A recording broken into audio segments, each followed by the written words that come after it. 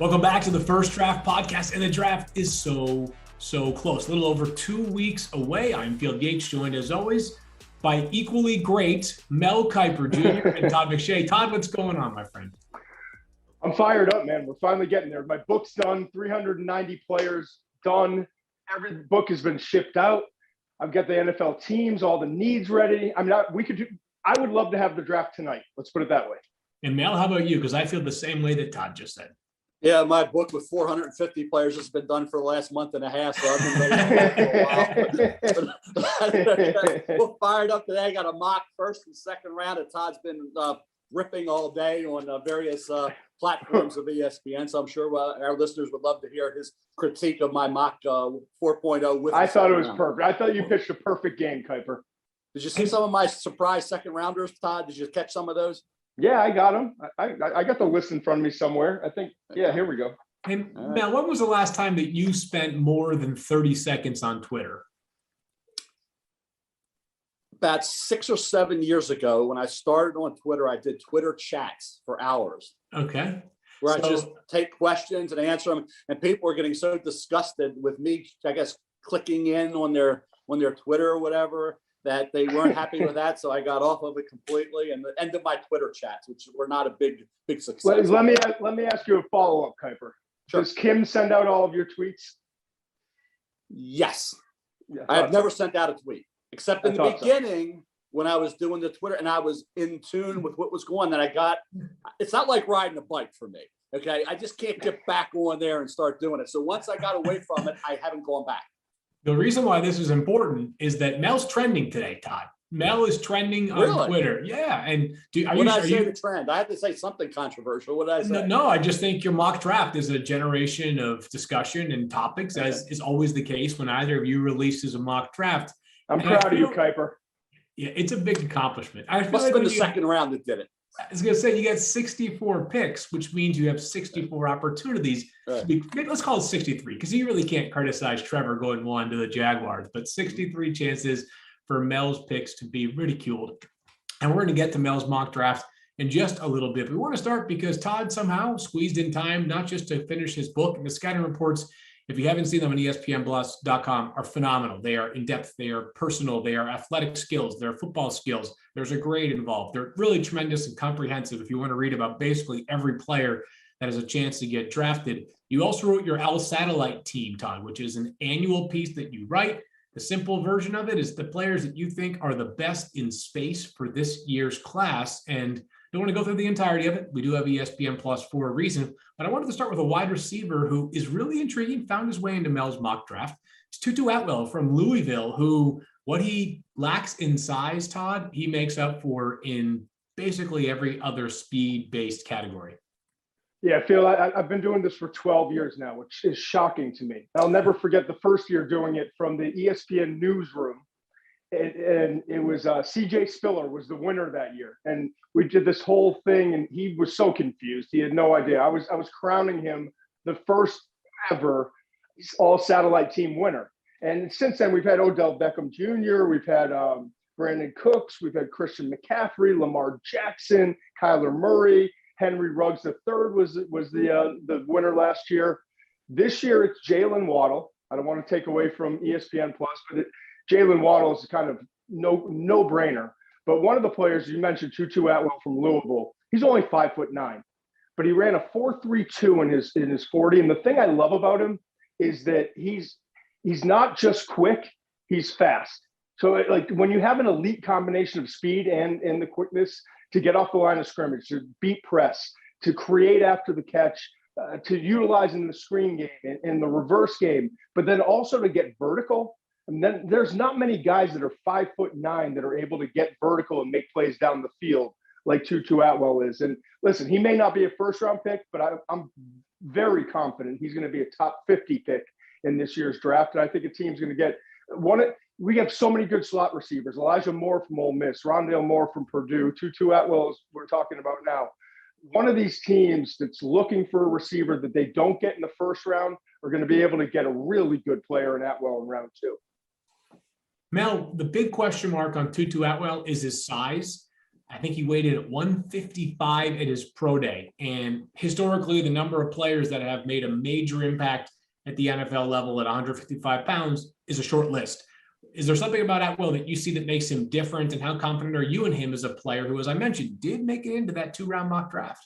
Yeah, he plays smart. And I think that's one thing you have to do when you're Hunter. If you're Hollywood Brown, you got to live to fight another day. And that was one thing I said about Kadarius Toney today from Florida. Love his aggressiveness, where there are times where he's taken on when he should just go out of bounds or get down. Another extra yard or two is not going to make a difference on a lot of these plays, but subjects your body to a lot of hits and a lot of punishment. So I think with Tutu, I noticed that he's protected himself. He's getting away. He understands, at 155, 160 pounds, you can't be taking these big time hits and surviving. So for me, he's in there. And I'll tell you what, I call them my lost in space guys because they do get lost in space. And I'll tell you, Amari Rodgers, Todd, and Field, fun to watch. I mean, he breaks tackles. He gets low. The defenders have a tough time getting him down. Amari Rodgers from Clemson is a really good son of T. Martin, former Tennessee quarterback, assistant coach in the NFL now in Baltimore. But I think Amari Rodgers can't get pushed down too far. I have him going to New England with pick 46 in round 2, have Tutu Atwell going in the second round to Arizona. I have 14 receivers, guys, going in the first 2 rounds. Could have had 17 very easily. And I have right now 21 in the first 3 rounds. So this is a draft loaded with slot and outside receiver. And just going back to Atwell, think about this for a second. He averaged 9 yards after the catch. So every time you're throwing the ball to him and he catches the ball, he's getting you 9 yards from that spot, wherever it is on the field, which is amazing. I mean, there are a lot of guys who are 4, 5, 6 yards after the catch, 9 yards after the catch every time he has a reception. Atwell, obviously one of the better players in the Louisville program in quite some time. Actually went to the same high school as Teddy Bridgewater. So they followed the same pipeline, same high school to Florida Louisville. kid. Yep. A couple of guys from the Miami area who both have it. Well, Teddy obviously already well established in the NFL, and Tutu about to become the same in just a couple of weeks here. Todd, you and I were at the Senior Bowl together, and the early player of the week, if such an award actually existed, was D. Eskridge, the wide receiver from Western Michigan, who was all over the field. But what more is there to know about his game that people may not know, given that comes from a small school and does not have a long track record playing wide receiver? Yeah, Dwayne Eskridge, I mean, just watching his tape, he was so much different than all the athletes that he was going up against. And, he had 13 catches for at least 20 yards this past season. He averaged 23 yards per catch, which was 4th in the BCS. So, again, Mel's got 14 guys in the first 2 rounds, which, again, would be a record. And Eskridge is a guy, maybe he goes late second, somewhere in the 3rd. But there are so many receivers to get in this class. And Eskridge is one of them who's kind of bounced around, but he really came into his own the last couple of years at Western Michigan. And he's so explosive. And he showed it again, as you mentioned, at the Senior Bowl, with the ability going up against top corners to separate with his quickness, his speed, get down the field, but also to separate in and out of breaks, and really reliable catching the football as well. Mel, he also makes it into your 2-round mock draft. Is this one of those years where, just like last year, when you had wide receivers that slid to the 2nd round, you'd say, hey, in a normal year, that guy might be a top 30 or 35 pick. Where would D. Eskridge land in a quote-unquote normal year relative to where he wound up in your 2-round mock? Yeah, with so many slot receivers, maybe mid-second instead of at 59 to Cleveland. You didn't know at one point in his career whether he was going to be a defensive back, a corner, or a slot receiver. But certainly with his kind of explosiveness, he's what Cleveland wants. Rondale Moore have right behind him out of Purdue going to New Orleans. So it is a draft where I love Kay Johnson out of South Dakota State. He'll be a nice 3rd, 4th round pick for somebody. Josh Palmer, Tennessee. There are so many of those guys. And Anthony Schwartz, I have him in the 2nd round, where Todd ended up with Anthony Schwartz from Auburn. But, quarterbacking, throwing the football was an issue. As a freshman, he was averaging over 16 yards a catch, right around 16 yards a catch. Jet sweeps, reverses. He was very effective, ran in the 4.2s, 4.3 range. So a kid who can fly like that, Anthony Schwartz from Auburn, is going to hear his name called, I think, within the first 2 rounds.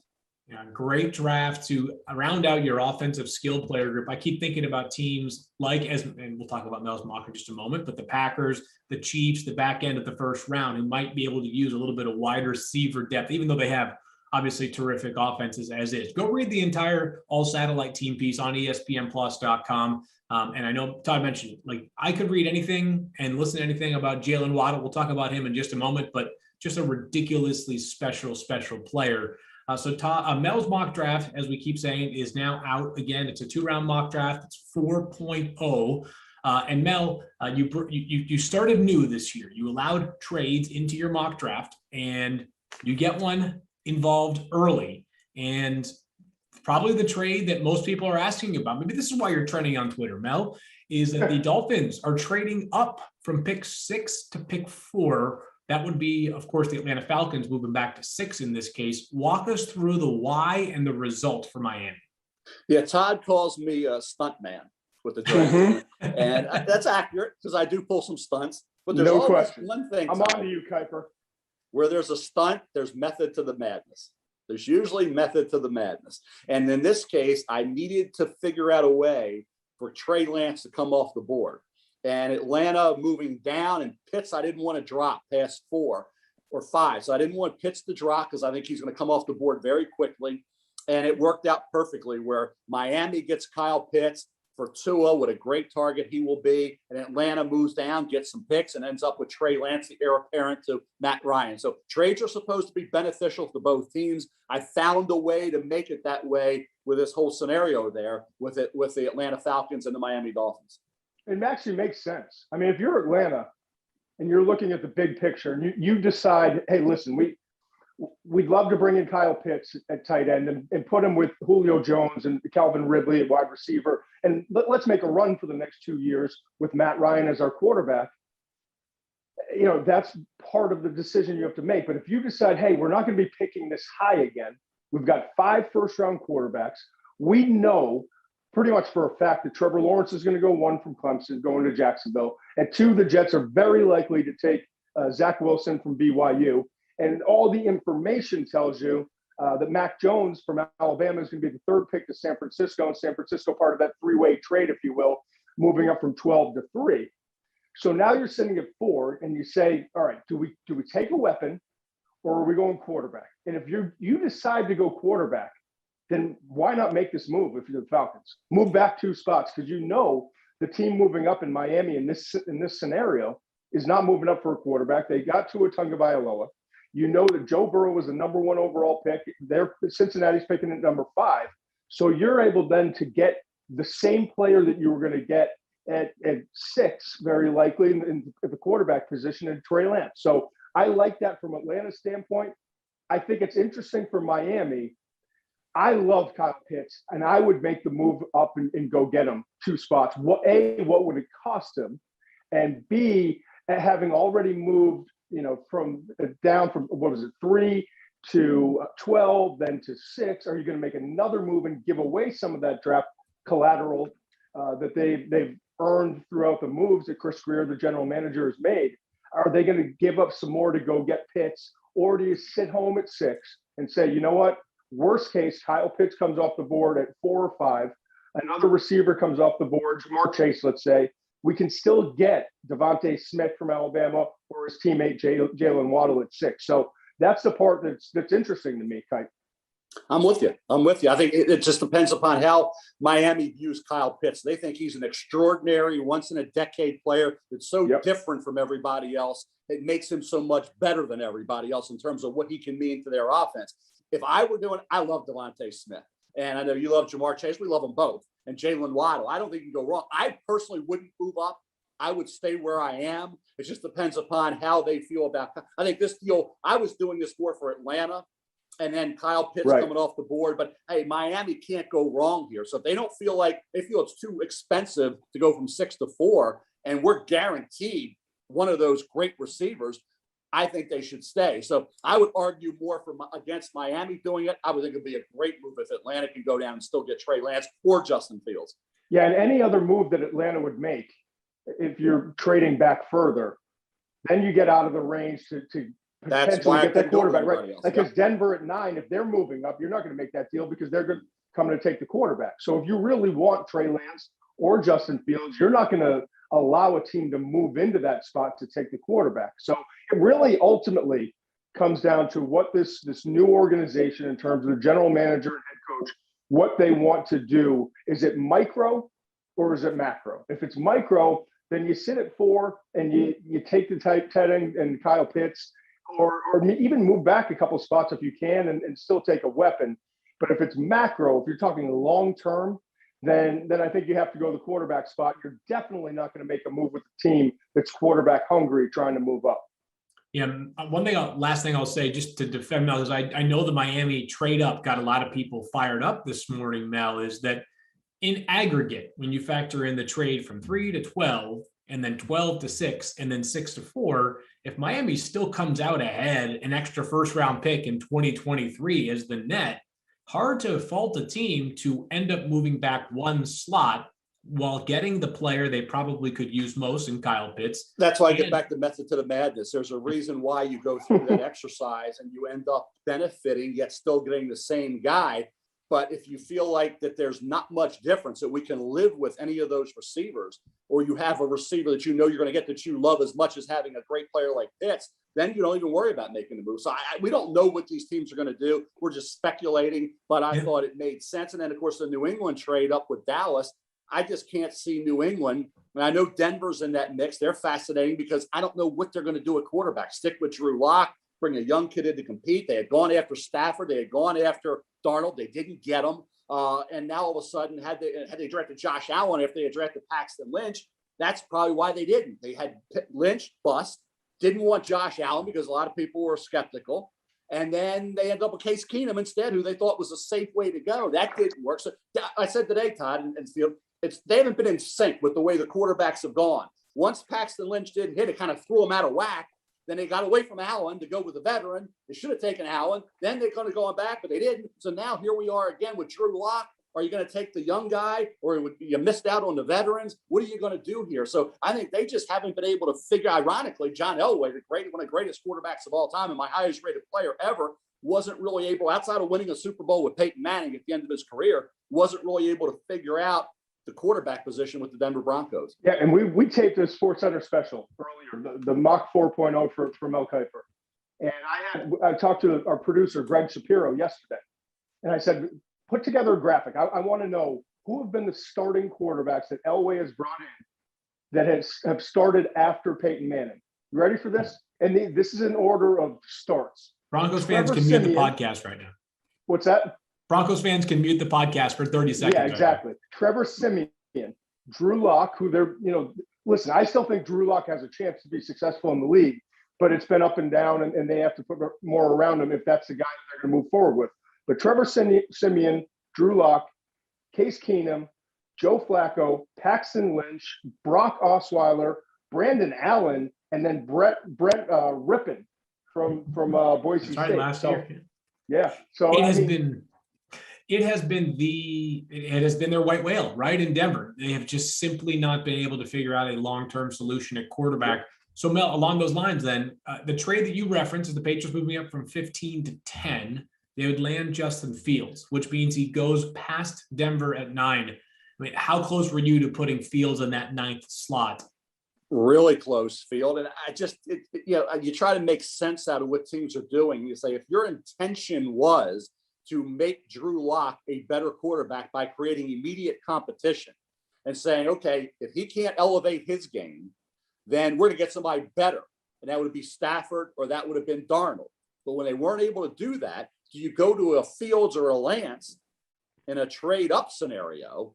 Okay, you probably have to move up from 9 even if they fell in your lap. Are you okay with having a guy who's a developmental quarterback to an extent, needs a little bit of time, when basically your whole rationale was to get Lock to be better or maybe beat Lock out? So it didn't add up for me. The Broncos in general haven't added up over the years. And like I said, it hasn't worked in sync. And it didn't work here to make me do it. So I got away from it. I gave linebacker Micah Parsons. We'll see. They might come back and say, okay, we'll draft Fields or Lance. Probably Fields, because Lance will be gone, I think. And I'll ask you guys, Field and Todd, if you had a guess, your best guess right now of which team ends up with Justin Fields, who would it be? I would say Denver. And I'll turn the question right back around on you.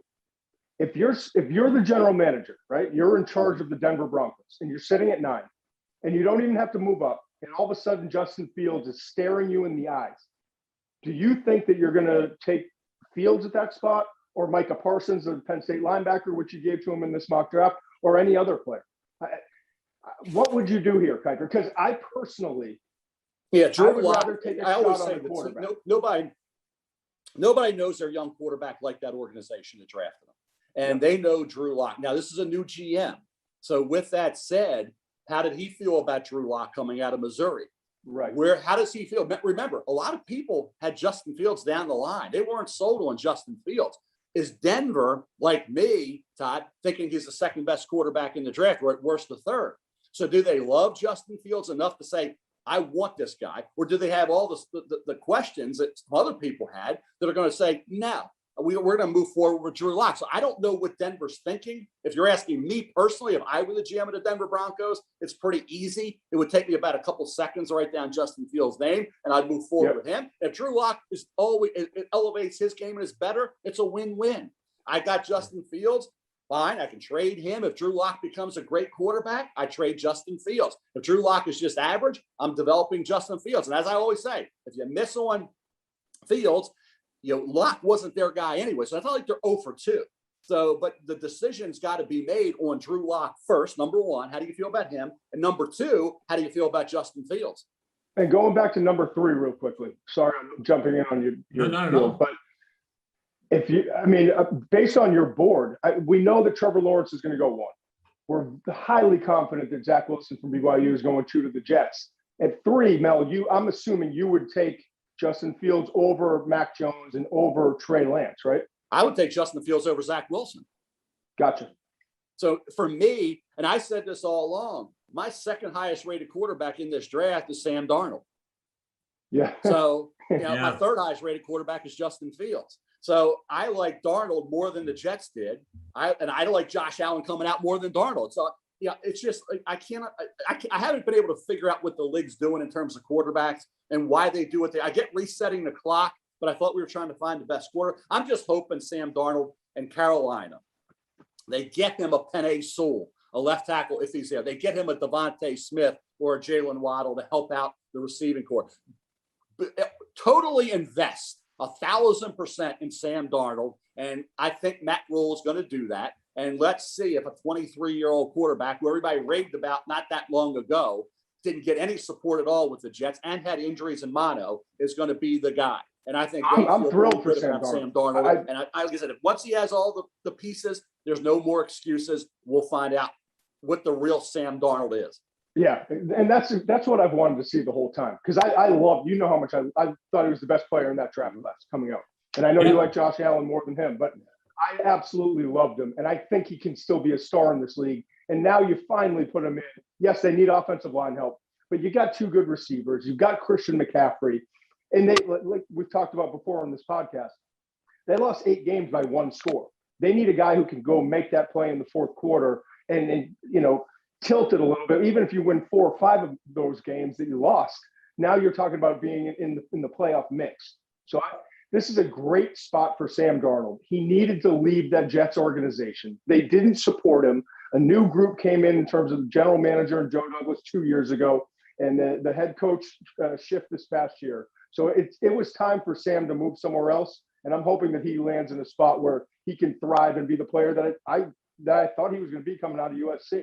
Yeah, that was one of those trades. It just made too much sense for all involved. Sam gets a fresh start and good opportunity given the players he has around him to throw the football to with a little bit more offensive line protection, as Mel just mentioned. So after that trade up, 15-10 for the Patriots, you have Jalen Waddle going 11th to New York Giants, Mel. The Giants obviously invested in Kenny Galladay this offseason, but as Todd told us just a few minutes ago, this is adding the most explosive player in this year's draft. Yeah, too good to pass up for me, guys. And Todd, you get into that. I couldn't, if I'm the Giants, and they haven't been able to keep their guys healthy around Daniel Jones. And then he got hurt at the end of the year, and Barkley was hurt. The offensive line really is the key. Now, could you argue for Rashawn Slater? You could. But you could also say Jalen Waddle. Now, I know Jabril Peppers did a really good job returning punts, but Waddle's a supremely gifted punt returner, a great explosive receiver. To give him and put him in there with what they already have, and they added Kenny Galladay, and now you get Saquon healthy, all of a sudden Ingram starts catching the ball on a more consistent basis. Then you have all these weapons, and it's really Daniel Jones's year. Like we talked about Sam Darnold. Get the guys around him, then we can evaluate Sam. Get all these pieces around Daniel. He's in year 3. Now we'll see what Daniel Jones is made of, just like we did with Josh Allen last year. Once he got Stephon Diggs, everything came together. That's what has to happen. And if that happens with the Giants, and they get Jalen Waddle in the second round, get a pass rusher like a Ronnie Perkins out of Oklahoma, could still be there. I think at that point, Malcolm Kuntz from Buffalo is an underrated guy, can get after the quarterback. There's going to be some players like that. In Joseph Osai from Texas could still be there as well. So there's going to be some pass rush opportunities for the Giants, I think, with that 42nd pick on round 2. Todd, you okay with the double dip? Because I guess they didn't use a first round pick on a wide receiver, but the second major investment in a wide receiver this offseason by the Giants? Yeah, I can live with it. You know, and I go back to the beginning of the season when Jalen Waddle was healthy. In the first 4 games, he had 13 fewer receptions than Devontae Smith, who had arguably the best wide receiver season in college football history, a single season. He had 13 fewer catches, but 74 more receiving yards. Just think about that. Yeah. 13 fewer catches, 74 more receiving yards. That's what you're getting in this guy. He's not just a screen quick game guy. He's someone who can get vertical. He's developed into a really good route runner. He's competitive, just like Devontae is. I love both of these receivers. They're different in their styles, but I think both of them are going to be huge successes in the league. And I still have both of them behind Jamar Chase. So to get Waddle at 11, I agree with Mel here. He's just too talented to pass on, even though you maybe want to go in a different need direction. One of my favorite Jalen Waddle stats, and there are plenty to look at, and the tape tells you the story, but the stats kind of can serve as the icing on the cake. He averaged over 44 yards per touchdown catch for his career. Like, not like in a game, not for a quarter. That's ridiculous. 17 catches per touchdown. They averaged nearly 50 yards. The guy was a big play waiting to happen. So there's a lot of reasons to be optimistic if you're looking towards the future for the New York Jets and the Miami Dolphins, amongst teams with a lot of draft capital. But the team this year that, of course, has the most to look forward to is the Jacksonville Jaguars, Mel, who we know they're picking Trevor Lawrence to start. But walk us through your 4 selections for Jacksonville in the first 2 rounds. And are we looking at the chance that they have basically 4 new starters coming down the pipe in these first 45 picks? I believe they do. I mean, you think about Trevor, and then you get a Trayvon Merrick, the safety from TCU. Then you go back to the offensive side with Kadarius Toney. We talked about him. If he can just stay on the field for 17 games, he's going to be a real weapon for Trevor Lawrence. And then you get a guy like Hunter Long, who I think is the second best tight end, Todd. I mean, guy's 6'5", 255, ran 4.63, catches the ball, blocks, has a great attitude. Jeff Hafley had said, hey, I wish I had him back for another year. He's the best all-around tight end in this draft. Really, when you say a true traditional tight end, that's Hunter Long from Boston College. They get him at 45. And then remember, where Jeff Hafley coached? Ohio State, Urban Meyer. There's a little connection there with Hunter Long. I'm sure that evaluation carries weight with Urban Meyer. And then now you have a tight end. You have the receiving entity and Toney, do it all, jet sweeps. You can run him that way. And you got the defense help with Merrick, and you got the franchise quarterback. So I think the first 4 picks, you're helping your young quarterback, and you're also getting a little help on the back end of the defense. Yeah, when Urban Meyer was taking a year off and working with us at ESPN, I would fly down to Orlando every single week for 16 straight weeks. We'd then drive over to Jacksonville and stay at his house, and we would do game day hits, and Sports Center hits, but in the middle, when we had free time, he would put on tapes and just talk to me about kind of his philosophy, and everything was about speed and twitchiness and getting the game in space. And that's basically what the college game was. And it's what the NFL game has kind of developed into. And so you think about back in Florida, all the great defensive backs that he had and guys that they could move around and play free safety, nickel, corner. Merrick, to me, from TCU, is the best safety in this class and is arguably, I would put him up there in the top 2 or 3 best defensive players in this entire class. So to get him later in the first round, and then to get another, he's not Percy Harvin, but to get Kadarius Toney and to be that type of player that Urban had so much success with at Florida, as you mentioned, the sweeps, the reverses, the quick game, the screens, all those things.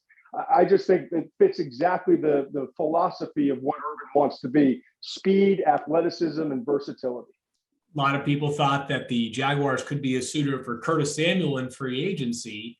He obviously has been more of a running back in his career than Kadarius Toney, but guys who have similar agility, shiftiness, ability to make you miss. Toney could certainly fill an instant impact role in Jacksonville. And I mentioned, or actually Mel mentioned that you got some interesting round 2 picks. And I don't disagree with this being where I expect him to go. I don't think Todd necessarily disagrees with this, but I'll get his thoughts. Davis Mills, though, is one of the more intriguing players in this year's draft, Mel. Only had, 11 starts at Stanford? Not a lot of time starting at Stanford, but this is like top of the top in terms of recruits coming out of high school, one of the best quarterbacks in the country, and a player who checks a lot of the physical boxes. He goes 51, second round pick to the Washington football team. How soon is Davis Mills the kind of player that if Ryan Fitzpatrick is struggling halfway through the year, he could take over, or is this a legitimate developmental option, Mel? Yeah, he's got a lot of talent, a lot of ability, and he had it coming out of high school. We kept watching him and seeing, okay, where's Davis Mills now? Well, he wasn't doing a lot, with the injury and then coming around. And David Shaw had been aware, and I saw David at the draft a couple of years ago. We were leaving the draft. I don't know what day it was. And I said to Dave, we were just talking. I said, by the way, what do you think of Davis Mills? And he looked at me. He said, he's going to be good. He's going to be good. Yeah, he told me he was going to be not the next Andrew Luck, but the best since Andrew Luck. He was going to be their next guy. Right. But he didn't have many starts, and he only had 5 this year. He missed the one with COVID protocol. He had some games where when you watch the boy, he could distribute the ball. He was seeing the field. He was accurate, and he kept growing on you. And then you kept saying, okay, because you kind of get in with those preconceived ideas. It's going to be Kyle Trask, it's going to be Kellen Mond, Jamie Newman. We're anxious to see him, but he doesn't play at Georgia.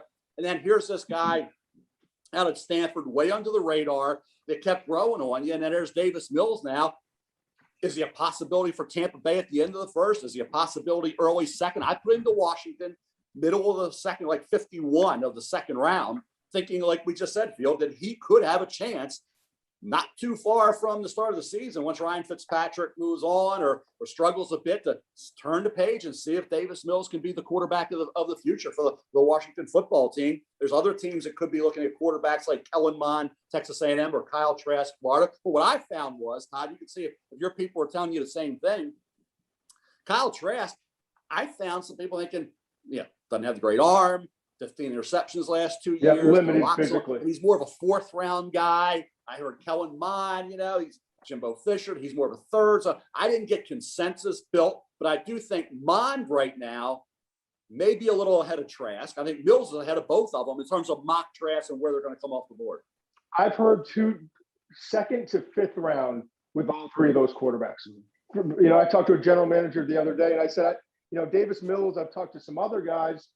They're thinking maybe 2nd, early 3rd. And he's like, oh, that's way too high. We're not there. And so it just depends on who you're talking to. But what's interesting here, bigger picture, think about, all right, Denver at 9, we talked about. If they don't take a quarterback at that 9 spot or move up or get a quarterback in the first round, then they could be in the market. You've got New England. We don't know what they're going to wind up doing. In your mock draft, you have them moving from 15 to 10 to go get Justin Fields. But if they don't go quarterback in the first round, which Bill Belichick hasn't done in his tenure at New England, they could be in the market in the 2nd round. Mm-hmm. You've got Chicago, who at 20 is very unlikely to get a first-round quarterback. Pittsburgh's another team looking to the future. I mean, there are several teams. Seattle, what's going to happen there? I mean, there's a lot of different teams that could be looking, whether it's, to be a starter a year or 2 down the road, or maybe 3-4 years down the road, whatever the situation is. There are several teams that need quarterbacks that are going to be looking for in the 2nd round. And I don't necessarily, listen, honestly, if I'm just being totally blunt, I'm worried about Davis Mills with his durability. I love his talent. If you told me and promised me he'd be healthy for 10 years, I would take him ahead of the other 2 guys, Kellen Mond and Kyle Trask. I think Trask is the least talented of the group, but I love his toughness and his pocket presence and his accuracy. And Mond is the intriguing one because he got more consistent. But if you studied him throughout his career, it was kind of up and down, up and down, up and down. And then he finished pretty strong, had a great Senior Bowl week, and he's got all this momentum. He's big, he's athletic, he's got the big arm, but his accuracy is not where I want it to be. So in my mind, all three of these guys are kind of late second, third round range quarterbacks. But because of the market for the quarterbacks, I think that 1, 2, if not all three, could wind up going in round 2. What you're trying to do, guys, is catch lightning in a bottle, whether it be Jamie Newman at Wake Forest and didn't play at Georgia. These guys, you're just trying to find a guy. You've got to have concerns, but you like certain things that maybe in the 4th round, if you can find that guy. I go back to Dak Prescott went in the 4th round, Cousins in the 4th round. That's why I think people are thinking it's rich for these guys in the 2nd, because they're really more 4th round guys. So I think if you get them at the right point, and as I say, catch lightning in a bottle, maybe you can find a quarterback that can be a lot better than advertised. I've found, and this maybe is anecdotal or recency bias, that one of the hardest positions to project in terms of mock drafts and where they go is the guys who are a tier below the lock-in first-round quarterbacks, right? So all the players we're talking about. Yep. Because if a team is just preparing to take one of them in the 2nd round, well, they might just start to get motivated to move up into the back end of the 1st round, or maybe even further up in the 2nd round board. Meanwhile, if a team feels its quarterback need in the 1st round, these guys could slip to the 3rd, 4th, 5th round. There always seems to be these players who have a much wider range of where they land because of the quarterback position. To that point, Field, I know not everyone's watching on video, but I keep this on one of my draft notebooks that I bring every single year to the draft, and it's a 5-year tally, I call it. And Bill Belichick was the one I had dinner with Bill Belichick the first year that I was in this business. I was able, Scott Pioli, Bill Belichick, Gary Horton, who worked with him, who kind of brought me into ESPN. And it was one of the first times I sat down with the head coach. And he said, one of the things I just was peppering him with questions, obviously. One of the questions I asked was, how consistent is it in terms of where players come off the board? I was just trying to learn. And he said, you'd be shocked if you do 5 years, a 5-year tally on these guys, how consistent it is. And over the last 5 years at quarterback, the 1st round quarterback average in terms of players coming off the board is 4, which is pretty, it's consistent with what we're going to have 5 this year, we think. 2nd round is 0.7. Wow. 3rd round is 0.7. 4th round is 2. So, and I've found every single year, these guys that we think, because everyone wants a quarterback, they're going to wind up getting bumped up. Usually you're seeing less than 1 quarterback drafted in the 2nd and 3rd round each every year. And then they start to come off the board a little heavier in that 4th, 5th round range. That's why there was method to my madness. Of course, seriously, I'll give you a couple. Remember Jarrett Stidham? Where'd Jarrett Stidham go when he came out? We were all talking. 4th round, right? Remember Joshua Dobbs when he came out at 10. These quarterbacks that you all think could be 2s, they ended up in the 4th. And remember Connor Cook? Well, they took Connor Cook, and then they settled for Dak. Remember Dallas wanted Connor Cook, settled for Dak Prescott in the 4th round. Kirk Cousins went in the 4th when RG3 went 2. It is that exactly. If you don't think they're 1st, and you don't like, then you kind of get away from them for a while. Wait till a 4th, 5th round, and then or 6th round, and take a Jamie Newman or take a, because it's a gamble anyway, right? Rather than taking them in the 2nd round when you really don't believe that they can be necessarily a guaranteed successful starting quarterback. And you're passing up on a starter at another position is the whole point. When you really know that this guy's probably going to be a good backup, maybe an adequate starter, but he's not an organizational changer.